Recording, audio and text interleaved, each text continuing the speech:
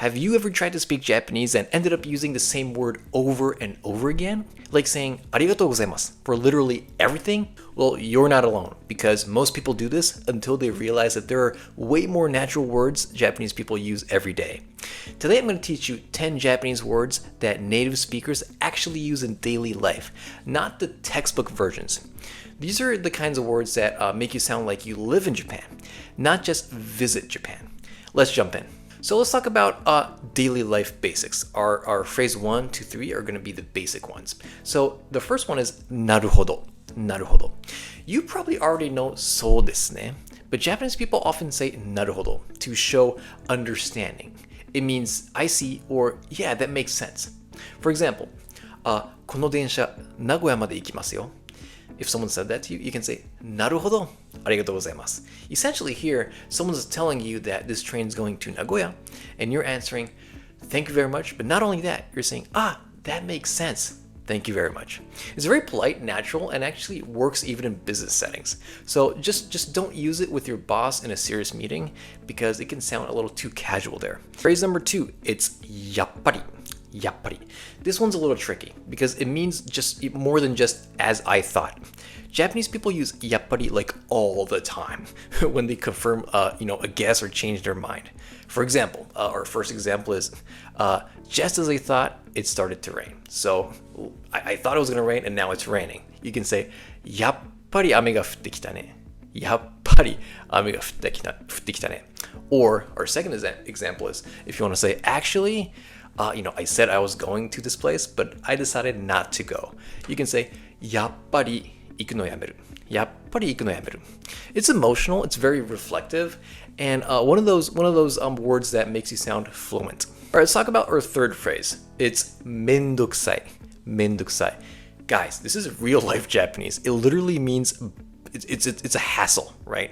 But it's how people express kind of mild frustration. So for example, if you want to say something like, dude, it's such a hassle to write this report, you can say, レポート書くのめんどくさいな, めんどくさいな. You're gonna hear this word like everywhere, guys, from students to like salarymen, people who work in Japan. It's not rude at all, but just don't say it to your boss. Say it about your boss. If you always feel nervous when talking to Japanese people, or you're just not sure what to say, I'm inviting you to one of my workshops. It's free. Calm down, guys. It's called the Japanese Confidence Workshop, and you're gonna be working with me one-on-one for 1 hour for free, okay?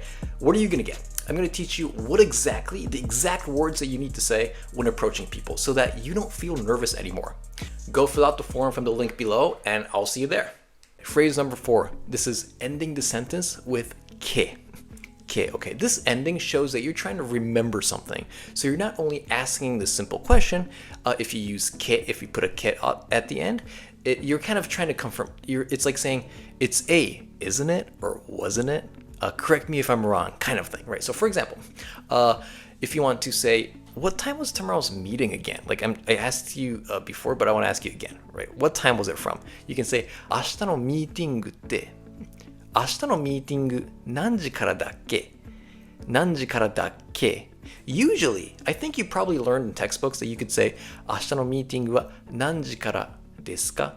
Instead of saying desuka, just make it casual, put a ke at the end, and it makes it super casual. All right, it sounds very, very casual, so only use it with friends or coworkers of the same level. All right.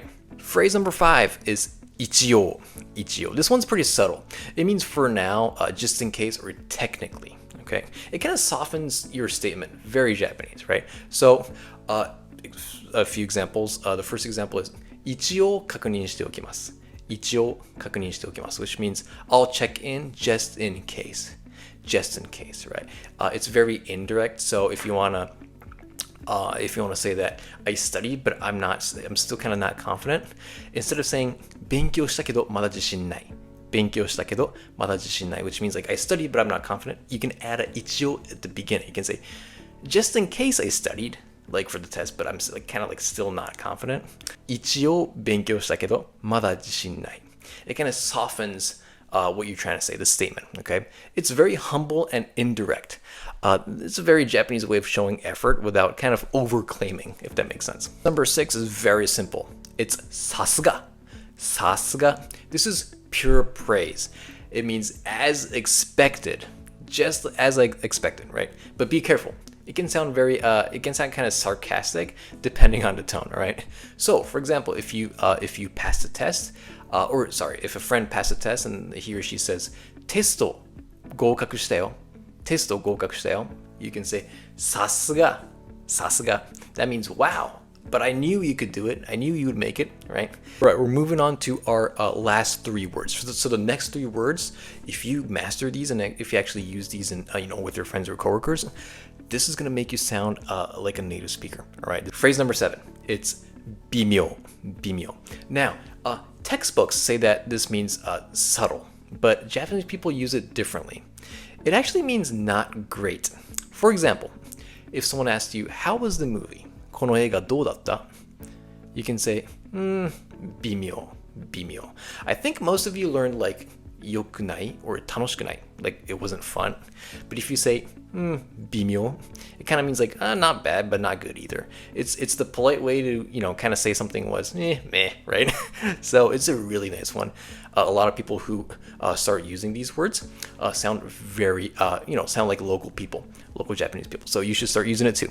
All right, phrase number 8 is 適当.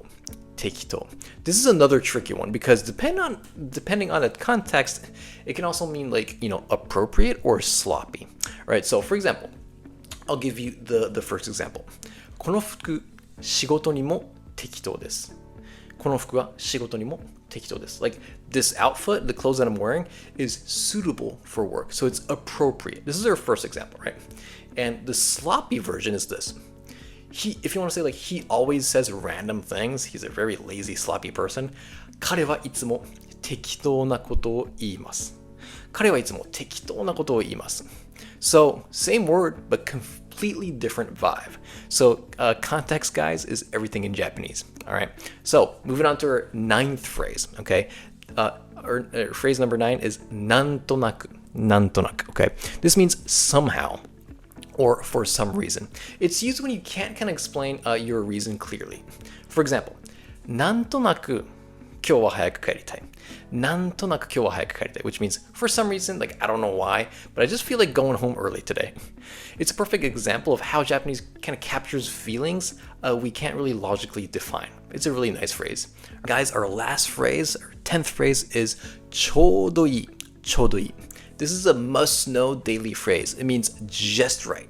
Not too much, not too little, just right. All right, so an example.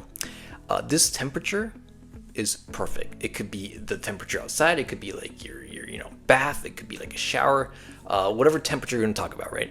この温度ちょうどいいね. この温度ちょうどいいね. Japanese culture kind of values balance, and this phrase represents that balance perfectly. It's not too high, not too low. It's in the middle. Let's quickly review today's 10 words. We have なるほど, やっぱり, めんどくさい, something け. We've got 一応, さすが, 微妙, 適当, なんとなく, and then ちょうどいい. If you start using even 3 of these, guys, you're going to instantly sound more natural in conversation. Because vocabulary isn't just knowing, a bunch of words. It's about understanding how Japanese people think, right? So next time you talk to a Japanese friend, try dropping in like やっぱり or ちょうどいい and watch how natural your Japanese sounds. Anyways, guys, that was Sean reporting from the Nagoya region, and I hope to talk to you in our next one. Have a great day. Bye-bye.